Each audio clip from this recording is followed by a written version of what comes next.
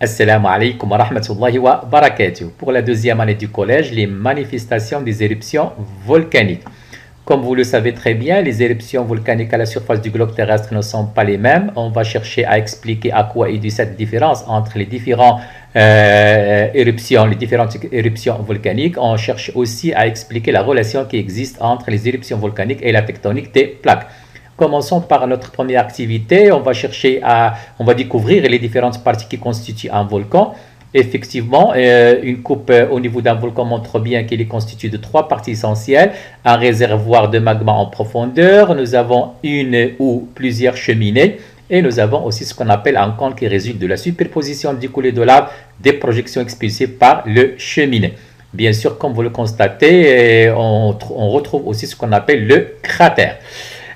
Par le cratère, on voit très bien qu'il y a éjection de cendres, de gaz, de bombes volcaniques, etc. et de coulées bien sûr de lave. Un schéma à compléter, notre chambre magmatique, notre cheminée bien sûr qui relie la chambre magmatique à la surface, le cratère, comme nous l'avons déjà dit, et bien sûr les produits éjectés par notre volcan, bombes volcaniques, gaz, cendres et bien sûr écoulement de lave. Comme nous l'avons déjà dit, un volcan se compose de trois parties essentielles. La chambre magmatique qui se situe en profondeur est composée d'un mélange de matière minérale en fusion et des gaz dissous. Une ou plusieurs cheminées qui relient bien sûr la chambre magmatique à la surface de la Terre. Un cône volcanique formé, comme je l'ai déjà dit, par les projections volcaniques et les coulées de lave. Activité 2, quels sont les différents produits éjectés par un volcan? Donc, on voit très bien les cendres, ce qu'on appelle les lapilis. Il y a aussi les bombes volcaniques. Il y a aussi ce qu'on appelle des nuées ardentes qui sont très dangereuses comme vous le constatez. Et il y a aussi les coulées de lave. Pour le cas des lapilis, ce sont des petits fragments de lave de forme arrondie. Lorsque les lapilis renferment beaucoup de bulles de gaz, dans ce cas-là, on parle de scories. Activité 3, déterminer les types d'éruptions volcaniques. On va comparer deux types d'éruptions volcaniques, effectivement. Donc, on voit très bien qu'ils ne sont pas les mêmes. À droite, on voit très bien des explosions avec des nuées ardentes et des gaz, alors qu'à gauche, on voit très bien l'écoulement de lave.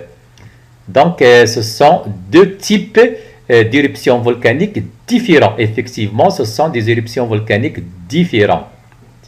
Alors, bien sûr, on va essayer de montrer maintenant le premier type. On va prendre comme exemple le type hawaïen. On voit très bien que la lave elle est fluide, comme vous le constatez.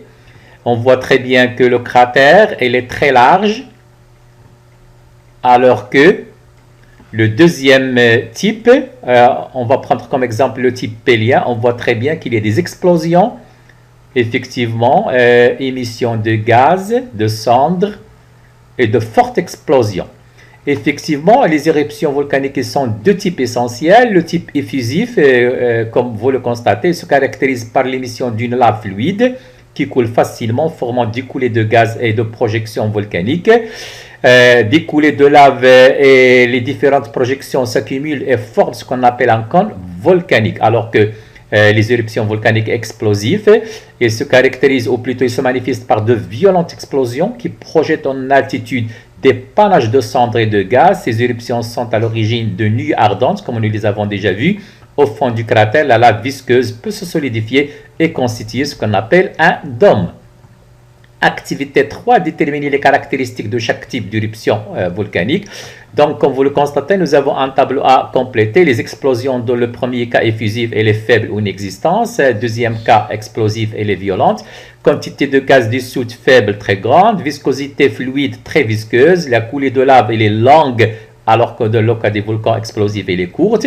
Les résidus volcaniques, ce sont dans le premier cas des gaz et des laves, alors que dans le deuxième cas, des gaz plus blocs, bien sûr, comme nous les avons déjà vus, des bombes volcaniques, cendres, vapeur d'eau, nuées ardentes. Le type d'édifice volcanique dans ce cas-là, pour les volcans effusifs, on parle de cône, alors que pour les volcans explosifs, on parle de dôme. Un tableau à compléter. Donc, comme nous l'avons déjà dit, les matériaux émis lors d'une éruption volcanique sont à l'origine de la construction de l'édifice volcanique. Dans le cas, bien sûr, de l'éruption effusive, on parle de cône. Dans le cas de l'éruption volcanique explosive, on parle de dôme. Un petit exercice, un petit test bien sûr. Donc la projection bien sûr correspond à des matériaux, cendres, fumée, gaz, bombes volcaniques, etc. projetés lors d'une éruption. La lave bien sûr c'est du magma à la sortie du volcan, puis plus ou moins visqueuse selon sa composition. Donc le magma, c'est-à-dire est égal, si on veut dire, à la lave plus les gaz. Magma dans ce cas-là, ce sont des roches en fusion qui remontent d'un réservoir magmatique par la cheminée du volcan. Le magma, comme je l'ai déjà dit, c'est la lave plus les gaz dissous.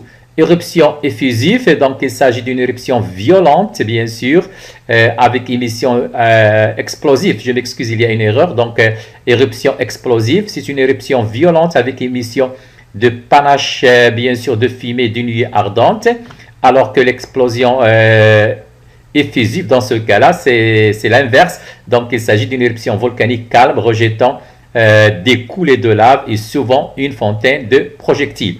Enfin, bien sûr, notre cône volcanique, c'est une montagne, petite montagne si on veut dire, formée de l'accumulation de lave et de cendres expulsées lors des éruptions volcaniques. Merci.